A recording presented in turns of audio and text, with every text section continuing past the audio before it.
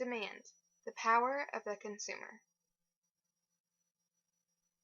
Demand is the quantity of a particular good or service consumers are willing and able to buy at different possible prices. Basically, demand is the desire to own anything, the ability to pay for it, and the willingness to pay for it. Consumers have the power to create the demand for a product. The law of demand states that when the price of a good is lowered, the consumers will buy more of it. Also, when the price is higher, consumers will buy less. In a nutshell, consumers will buy more of a product when its price decreases, and less when its price increases. There are two effects to the law of demand. The first is the substitution effect. The substitution effect is the tendency to change your purchase based on changes in price. This happens when there are two goods that satisfy similar wants. For example, if the price of hamburgers increases, the demand of hot dogs will increase since they would be relatively cheaper. The second effect is the income effect. The income effect is when changes in price can affect buyers' purchasing decisions. When the price of a good increases and your paycheck doesn't increase, you will buy less, and vice versa. If the price of a good decreases, you will feel like you have more money, and in turn, you will buy more. The demand schedule is a table that lists the quantity of a good that a person will buy at each different price. It compares the price of a good with the quantity demanded by the consumers. This graph is an example involving the price of cookies. As you can see, as the price increases, the demand decreases.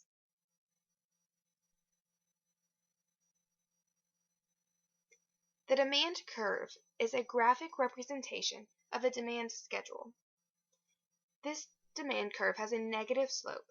This shows the relationship between the price of a good and the quantity that will be purchased. The quantity is on the x-axis and the price is on the y-axis. Changes will cause the graph to shift left for less demand, or right for more demand. This demand curve is for the cookie example in the previous slide. You can see that as the price decreases, the quantity demand increases. Now let's look at the factors that shift demand. The first factor is income. As income increases, consumers will buy more goods. Likewise, when income decreases, consumers will buy less goods. The second factor is the price or availability of substitutes. Substitutes are goods that are used in place of one another.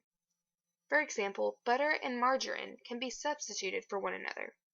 Butter is generally more expensive than margarine, which may cause consumers to buy the margarine since it will serve the same purpose. This causes market demand for butter to decrease because the consumer will buy a similar, cheaper good.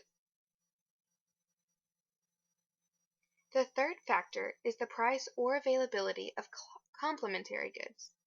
Complementary goods are goods that are often used together. For example, peanut butter and jelly. If the price of jelly goes up, the demand for jelly will go down, causing the demand for peanut butter to go down, even if the price of peanut butter doesn't change.